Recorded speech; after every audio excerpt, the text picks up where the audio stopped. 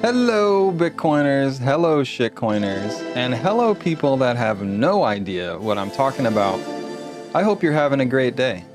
It is pleasantly chilly here in Florida, but the sun is shining and Bitcoin continues doing its thing day after day, block after block, giving me a bit of hope in this wild world.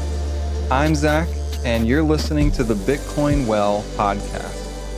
This is our Proof of Thought series, where I'll be reading thought-provoking articles from topics ranging from the death of socialism, personal sovereignty, and philosophy, and how all of these topics coincide with Bitcoin.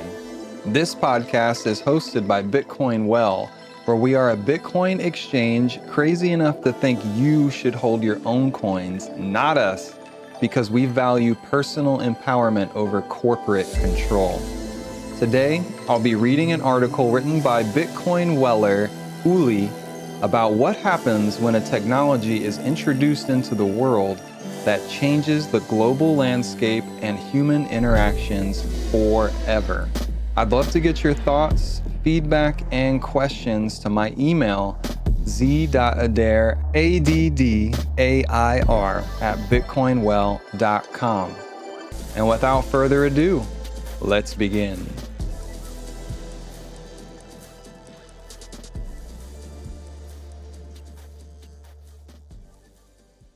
How the atomic bomb and Bitcoin changed the world. When you look back at the last century, the world feels like a sequence of inventions stacked on top of each other. Cars, radios, televisions, computers, the internet, technologies that made life faster, easier, more connected. But every once in a while, humanity creates something different. Not a convenience or a tool, but a threshold. A point after which the world can never return to what it was. In 1945, the world crossed one of those thresholds. Most people know the dates, August 6th and August 9th, Hiroshima and Nagasaki. But what often gets lost in the retelling is not just the destruction, it's the scale of power humanity unlocked. For the first time in history, a single technological breakthrough could determine the fate of nations in seconds. Entire geopolitical systems were reshaped not by treaties or diplomacy, but by physics, by what human beings were suddenly capable of unleashing.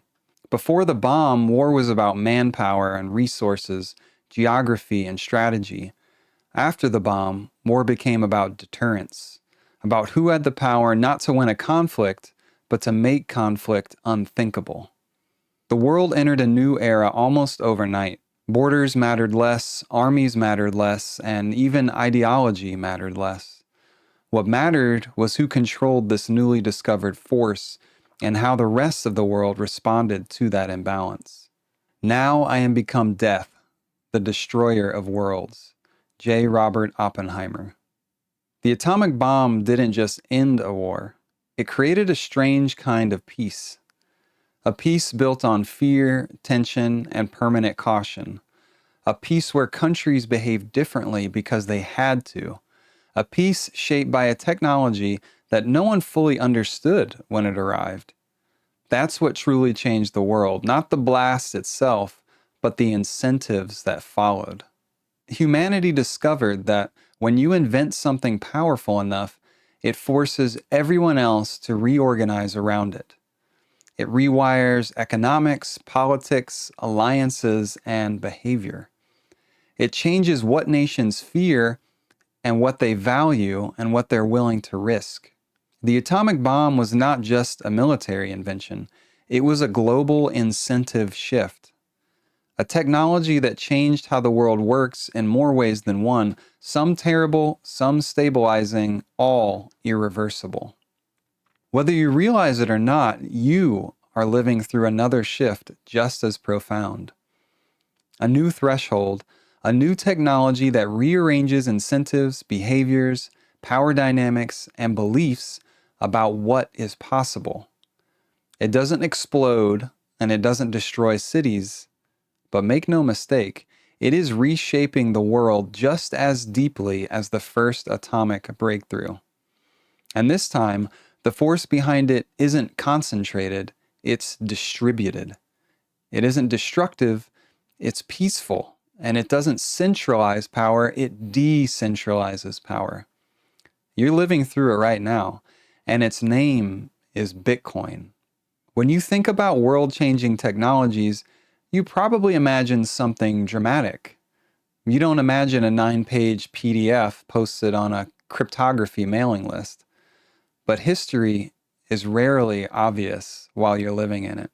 If the atomic age arrived with a blinding flash, the Bitcoin age arrived with a whisper, quietly and almost unnoticed. Yet the scale of its impact is becoming impossible to ignore. Just like the early nuclear physicists, the people who first encountered Bitcoin didn't fully understand the magnitude of what they were looking at. They saw a curiosity, a digital currency, a weird experiment, a small idea with no real threat to the existing world. They didn't realize they were looking at the start of a new global incentive structure.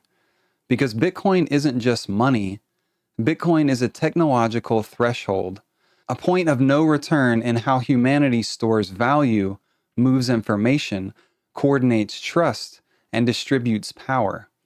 Where the atomic bomb concentrated power in the hands of a few, Bitcoin disperses it across millions. Where nuclear weapons reshape geopolitics through fear, Bitcoin reshapes economics through transparency. Most people still think Bitcoin is about price charts, but that's the smallest part of the story. The financial system built after World War II relied on something fragile: the ability of governments to borrow, print, and expand money at will. That ability didn't just pay for programs and infrastructure. It paid for wars, for empires, and for a type of power that would have been impossible if money were truly scarce. A monetary system with a fixed supply doesn't enable infinite conflict. It doesn't tax citizens through inflation, and it doesn't reward bad behavior by letting mistakes be printed away. Instead, it forces the same thing the atomic bomb forced: a change in behavior, in incentives, a change in what is possible and what is no longer sustainable. You start to realize Bitcoin isn't simply new money, it's a new kind of gravity, a neutral, incorruptible force that pulls the world toward more responsible incentives.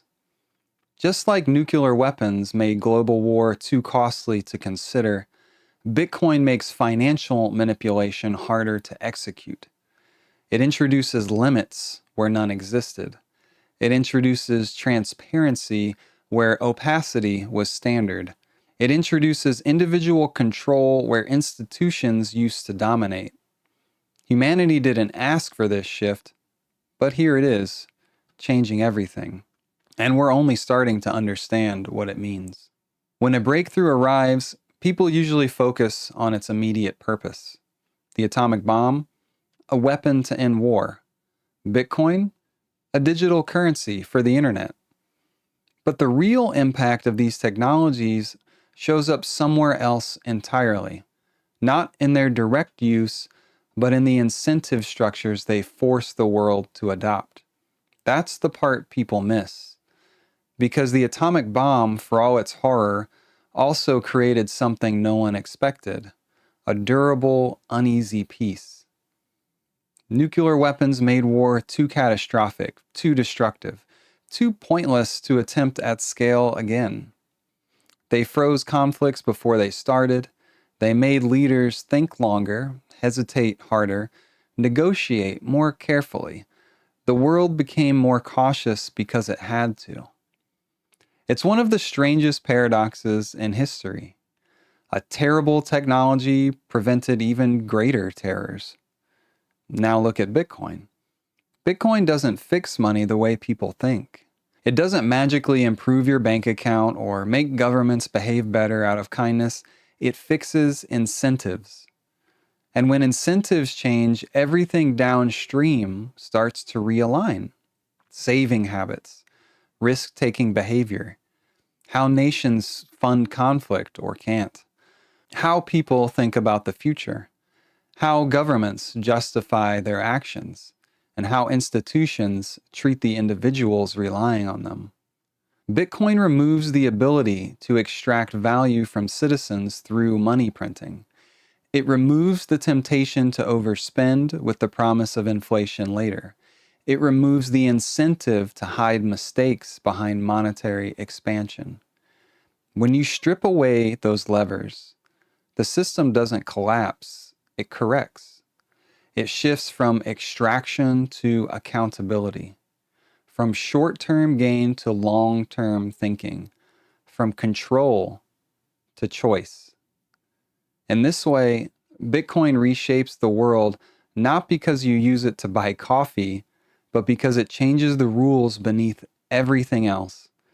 Just like nuclear weapons changed warfare long before most people understood the implications. And that shift from control to choice matters in every interaction with Bitcoin, including how you buy it. Most exchanges operate on control. They hold your Bitcoin, they control withdrawal timing, they can freeze your account. Bitcoin Well operates on choice, non-custodial by design, meaning you choose your wallet, you control your keys, you decide when and how to move your Bitcoin. Because a technology designed to eliminate institutional control shouldn't require you to trust an institution to access it. Both technologies, one destructive, one peaceful, reveal something about humanity.